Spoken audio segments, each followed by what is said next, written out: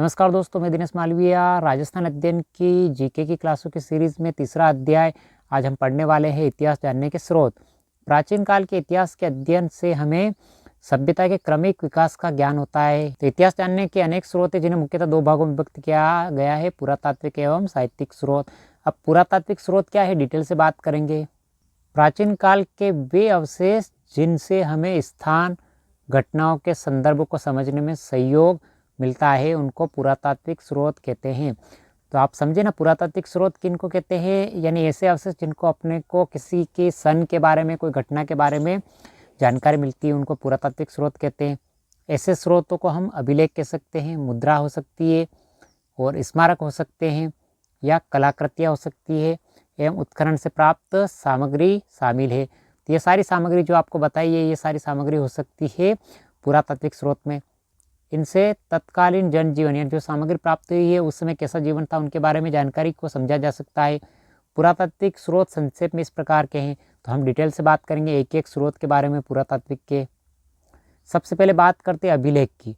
ये हमें शिलालेख यानी पत्थर की पट्टिकाओं, पाषाण शिला, पत्थर के ऊपर लिखे हुए, पाषाण यानी पत्थरों पे, पत्थर के बड़े बड़े खंडों पे लिखे हुए, स्तंभ यानी खंभों के ऊपर, भवन और गुफाओं के दीवारों के ऊपर, मूर्ति प्रतिमाओं के ऊपर, स्तूप के ऊपर और मठों के ऊपर जो गौतम बुद्ध से संबंधित है, स्तूप और मठ,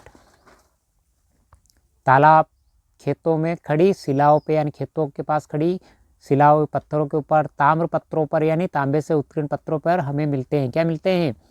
अभिलेख। ये देखिए, आप शिलालेख दे रखा है, शिला यानी पत्थर पे लिखा हुआ लेख। अभिलेखों की उपयोगिता क्या है? वर्तमान में ये विविध भाषा में लिखे होते हैं, गद्य के रूप में यानी गद्यांश के रूप में, पद्य के रूप में यानी पद्यांश के रूप में, दोनों ही शैलियों में मिलते हैं। इन अभिलेखों में शासक यानी राजा के बारे में, उनके आश्रित लोगों के बारे में, राजा के आश्रित यानी जो कवि कौन थे, रानियां उनकी, राजकुमार, उनके सामंत आदि के नाम और घटनाओं की तिथियां, शासन कार्य और आज्ञाओं का उल्लेख मिलता है। साथ ही इनसे तत्कालीन सामाजिक, राजनीतिक, धार्मिक, सांस्कृतिक जीवन आदि की जानकारी मिलती है। प्रशंसा में लिखे गए अभिलेख को प्रशस्ति कहा जाता है। इसको आप ध्यान रखें, इंपॉर्टेंट। किसी राजा की प्रशंसा में किसी कवि ने कोई अभिलेख लिखा है तो उसको क्या कहेंगे? प्रशस्ति। प्रमुख अभिलेख की बात करते हैं जहाँ से प्रश्न बनता है और एग्जाम में पूछा जाता है। जो RS जैसे फर्स्ट ग्रेड जैसे एग्जाम होते हैं, इनमें बड़े बड़े एग्जाम में प्रश्न पूछा जाता है छठी क्लास के इतिहास से, तो आप इनको ध्यान रखें। नगरी अभिलेख, कंसवा अभिलेख, घटियाला अभिलेख, किराड़ू अभिलेख और नानसा और बरनाला यूप स्तंभ लेख, सामोली शिलालेख आदि से राजस्थान की धार्मिक व्यवस्था, यज्ञों के प्रकार, भूमि तथा द्रव्यदान, राजनीतिक सीमा आदि की जानकारी प्राप्त होती है। तो आपके प्रश्न बनता है कि राजस्थान के धार्मिक यज्ञों की प्रकार और भूमि तथा द्रव्यदान की, राजनीतिक आदि की जानकारी किन अभिलेखों से मिलती थी। इन सारे अभिलेखों को आपको ध्यान में रखना है। उदाहरण के स्वरूप घटियाला अभिलेख, प्रत्याहारों और बिजोलिया शिलालेख चौहानों का इतिहास जानने के महत्वपूर्ण साधन है। प्रत्याहारों का इतिहास जानने का महत्वपूर्ण अभिलेख है घटियाला अभिलेख, और चौहानों का इतिहास जानने का महत्वपूर्ण अभिलेख है बिजोलिया अभिलेख। चिरवा का शिलालेख रावल समर सिंह युग की जानकारी देता है। जो रावल समर सिंह हुए उनकी जानकारी कहाँ से मिलती है? चिरवा के शिलालेख से।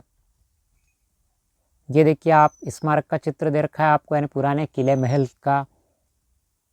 अब स्मारक क्या होते हैं? राजस्थान के विभिन्न स्मारकों में दुर्ग प्रमुख है। इनमें चित्तौड़गढ़, जालोर, गागरोन, रणथंभौर, आमेर, मेहरानगढ़, तारागढ़, कुंभलगढ़ आदि दुर्ग महत्वपूर्ण है। यानी इन दुर्गों से संबंधित आपको एग्जाम में प्रश्न पूछा जाता है बार बार। इनके अलावा भवन, राजप्रासाद, राजा के रहने के महल, सार्वजनिक भवन, स्नानागार जहाँ पे स्नान किया जाता है राजा महाराजाओं का, जनसाधारण के घर, विहार, मठ, चैत्य, स्तूप, मंदिर, समाधि, बावड़ी, कूप आदि भी क्या है? स्मारक है। ये हमें तत्कालीन स्थापत्य कला, धार्मिक विश्वास, उपासना पद्धति और मनुष्य की चेतना और समृद्धि का ज्ञान भी करवाते हैं। मुद्राएं, मुद्राओं अथवा सिक्कों, छापों या प्रतीकों से किसी भी काल की विशेष राजनीतिक, धार्मिक, आर्थिक स्थिति का पता लगता है। यानी किसी राजा के अगर सिक्के किसके हैं? सोने के हैं तो राजा संपन्न रहा होगा। किसी राजा के सिक्के चांदी के हैं तो वो मध्यम रहा होगा। तो इस प्रकार से राजा की जो सिक्के विभिन्न यानी मुद्राओं से राजा की स्थिति का पता चलता था। मुद्राओं पर अंकित चिन्ह, भाषा, लिपि, सन, संवत, नाम, धातु की शुद्धता, नाप तोल आदि से हम उस राज्य की समृद्धि आदि का ज्ञान होता था। तो राजा के बारे में संपूर्ण जानकारी कहाँ से मिलती थी? सिक्के से मिल सकती थी, क्योंकि उस पर विभिन्न राजा के चिन्ह होते थे, राज्य चिन्ह, राजा की भाषा जो होती थी, यानी उस समय जो भाषा प्रचलित थी, लिपि, जो लिखने का तरीका, सन, कौन सा सन चल रहा था, संवत कौन सा चल रहा था, और धातु की शुद्धता, यानी शुद्ध धातु का था या उसमें मिलावट थी, नाप तोल, कितने वजन का होता था सिक्का, उसके बारे में संपूर्ण जानकारी राजा महाराजा के बारे में सिक्के से पता चल जाती थी। सिक्के राज्य व शासन की शक्ति के सूचक भी हैं। ये देखिए आप सिक्के, विभिन्न प्रकार के सिक्के बता रखे आपको, सोने चांदी और तांबे के धातु के सिक्के। आगे बात करते हैं आहड़, रेड़, बेराट, रंगमहल, सांबर,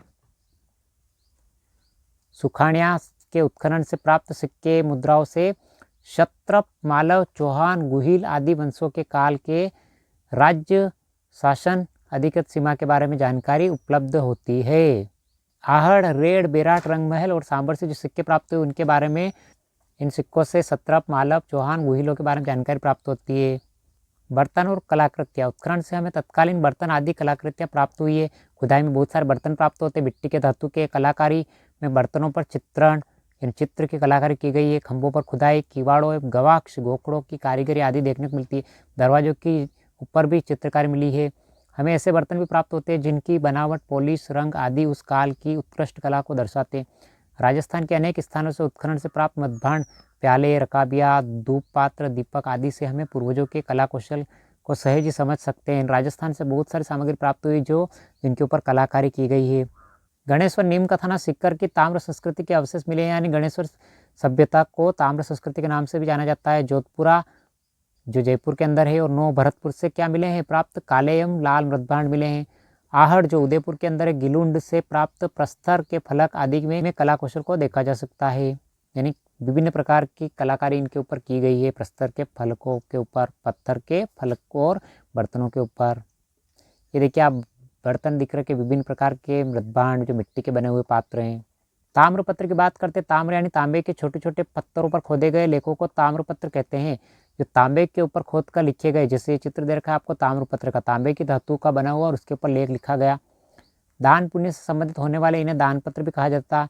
राजा महाराजा द्वारा किसी व्यक्ति को दान दिया जाता था तो उसको ताम्र पे लिखकर ताम्रपत्र दिया जाता। इससे हमें उस शासक के काल, भाषा, पर्व, धर्म, भूमि और भूमि प्रकार, नाप तोल, दान के प्रकार आदि की जानकारी मिलती है।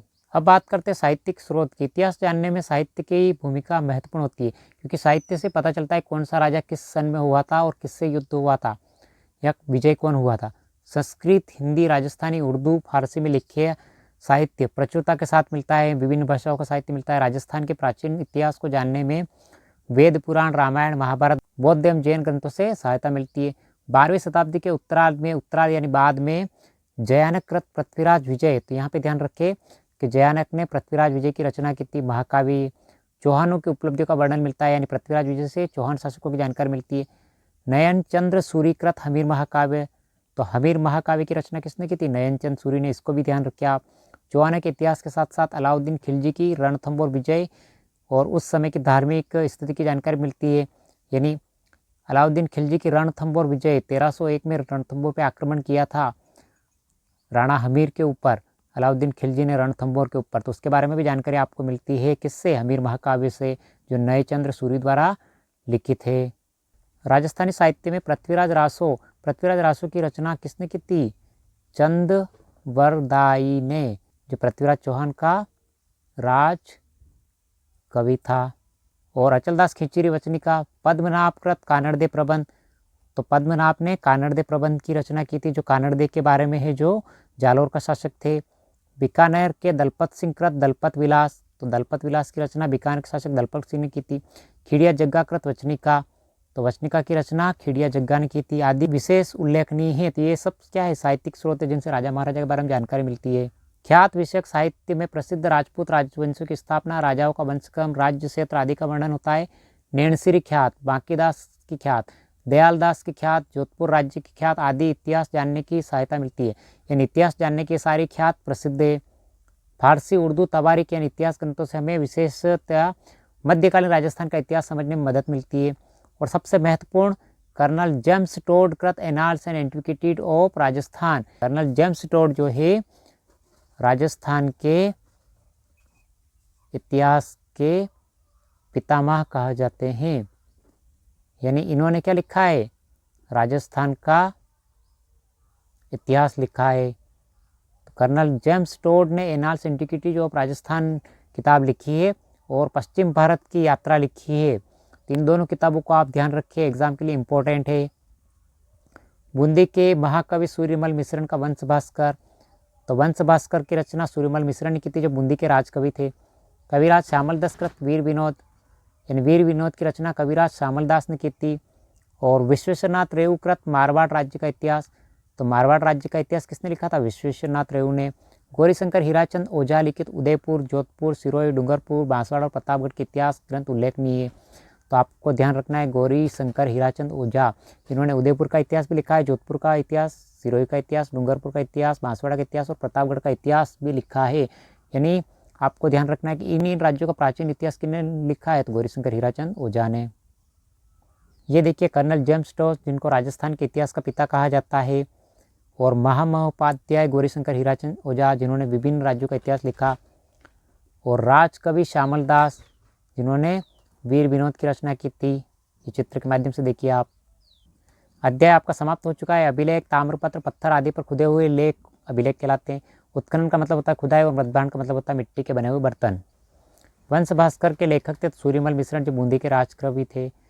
इतिहास जानने के स्रोत तीसरा अध्याय पूरी तरह से कंप्लीट हो चुका है। मिलते हैं अगली क्लास में चौथे अध्याय में। कैसा लगा वीडियो? लाइक, शेयर और सब्सक्राइब जरूर करें।